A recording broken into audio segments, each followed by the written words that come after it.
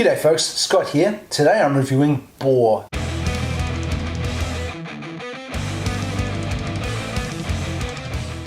I just watched Boar. I was pretty pumped before I saw it. I was feeling pretty keen. I found out that Bill Moseley was in it, John Jarratt was in it, Nathan Jones was in it. Pretty big Australian cast, Australian director. I like Australian movies. Another Killer Pig movie made in this era. I was thinking this is going to be cool. How wrong was I? I can't believe this movie. I can't believe how bad it is. How can you make a Killer Pig movie in this day and age and not have your benchmarks to try and be better, at least than Razorback? I actually spent the whole time going, how can you not be as good as Razorback? And then I thought, man, you haven't seen Razorback in like 25 years. So before I shot this video, I watched Razorback again just to be sure I wasn't wrong. It's way better. I should do a separate review for that sometime, but if you got a choice between the two, just go Razorback. I was just amazed by how dismal this is. I feel bad. I don't want to bag out an Australian movie, but I've got to be honest. This guy named Chris Sun, who made this movie, also made another movie called Charlie's Farm, which I also didn't like. He wrote it, directed it. This has got to be the worst screenplay ever written. I was blown away by the fact that John Jarratt, who you would know as Mick from Wolf Creek movie and the TV show, he's a good actor. Very charismatic actor.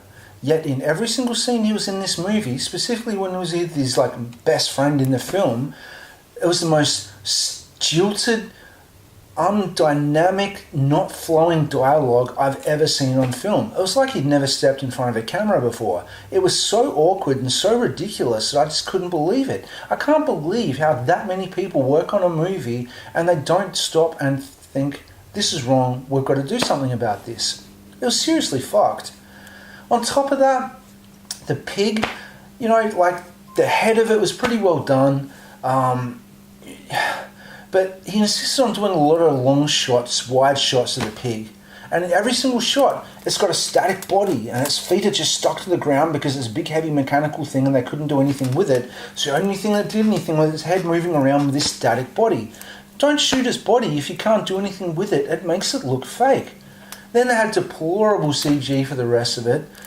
Some of the kills are really good, I'll give it that. Although you didn't see some of the kills on screen, some of the carnage to some of the bodies was really good, very good prosthetics.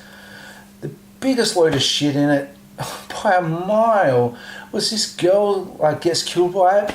Somehow this thing's gigantic, and when they want to make a noise, you can hear it coming a mile away because it's a big lumbering huge thing, yet somehow it can also stealthily creep up on anybody.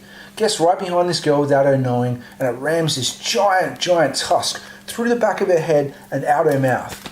Shakes her around so much she ends up entirely in its mouth, shakes her around like a dog shaking a toy, throws her body around, does something else. John Jarratt comes over, rolls her over, bearing in mind she had a tusk through the back of her head and out her mouth, and the chick's still alive? Bullshit. Stupid. The only things I kind of enjoyed was Bill Moseley was fine. It was good to see him play a character that wasn't traditional Bill Moseley. He was like a dorky dad, and that was pretty cool. Simone Buchanan, who if you're not from Australia and not from my generation, you wouldn't even know who she is, but she's from a classic Australian sitcom called Hey Dad back in the day. Nathan Jones was okay, except for his Vanilla Ice song, but I was just amazed by how bad John Jarratt was. So do yourself a favour if you've never seen it and see Razorback, or The Reef, or Rogue. Anything other than this really is that bad. Anyway, thanks for watching. Please subscribe to my channel. I'll see you next time.